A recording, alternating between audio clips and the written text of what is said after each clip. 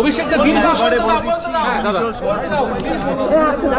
আপনারা জানেন সামান পাঠিয়েছিল এবং আমাকে 15 তারিখ সশরীরে উপস্থিত হওয়ার জন্য কি হচ্ছে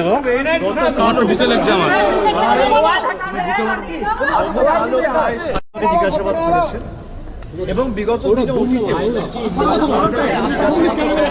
কেসে আমাকে শেষ ডাকা হয়েছিল 2023 সালের নভেম্বরে।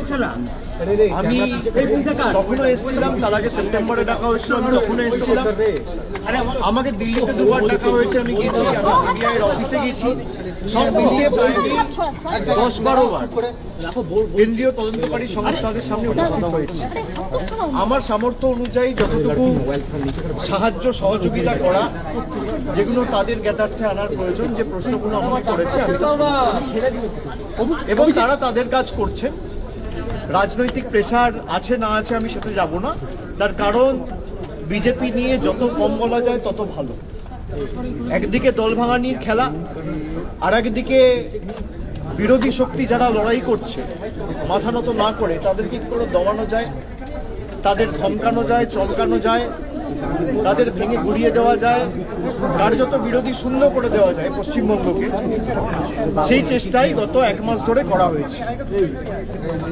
প্রথম দিকে এসআইআর এর নাম করে উপযুক্ত ভোটারদের ভোটার তালিকা থেকে নাম বাদ দেওয়া, কাউন্টিং ভেন্যু থেকে বল প্রয়োগ করে অন্যান্য দলের রাজনৈতিক কাউন্টিং এজেন্টদের বার করে দেওয়া, তারপরে পোস্টপোল ভায়োলেন্সের নামে কি তাণ্ডব লীলা চলেছে আমরা সব জায়গায় দেখেছি। বিরোধীরা যাতে বিরোধী দলনেতার স্বীকৃতি না পায় সেই নিয়ে ষড়যন্ত্র, কনস্পিরেসি, দল ভাঙানো, এমপি ভাঙানো, এমএলএ ভাঙানো, এইসব করে কোনো লাভ নেই। তারা ভেবেছিল যারা এজেন্সির ভয়ে এদিক ওদিক চলে যাচ্ছে মমতা বন্দ্যোপাধ্যায়ের সাথে বা মানুষের স্বার্থকে সামনে রেখে যারা লড়াই করছে, আমরা হয়তো চলে যাব, দমে যাব, মাথা নত করব, আত্মসমর্পণ করব, বিকিয়ে যাব। আমাদের গলা কেটে দিলেও আমরা আত্মসমর্পণ করার লোক না, আমরা লড়াই করার লোক। আমাকে যতবার ডেকেছে আমি বিগত দিনেও এসেছি, আমি আগামী দিনেও আসছি। যে কেস নিয়ে আমাকে ডাকা হয়েছে,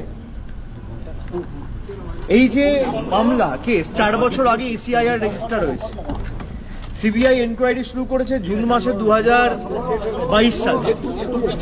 তৎকালীন শিক্ষামন্ত্রী পার্থ চট্টোপাধ্যায় গ্রেপ্তার হয়েছিলেন জুলাই মাসে।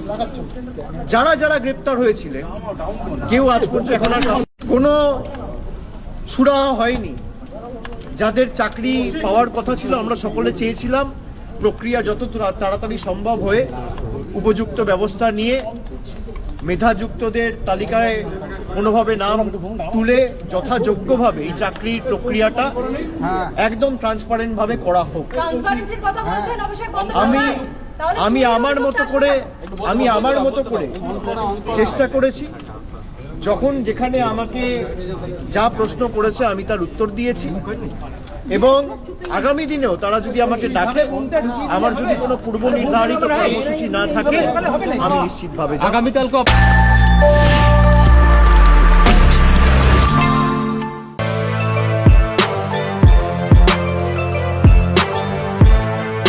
এখন অনেক বড় শ্রী লেদার্স হাওড়া ময়দান।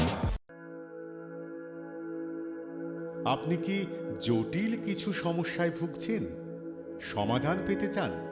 যোগাযোগ করুন প্রখ্যাত জ্যোতিষ ও তান্ত্রিক মনসারাম ভট্টাচার্যের কন্যা মনসা কন্যার সাথে। প্রখ্যাত জ্যোতিষ ও তান্ত্রিক মনসা কন্যা হাওড়া জানবাড়ি ও হাতিবাগানের নিজস্ব মন্দিরেও বসেন।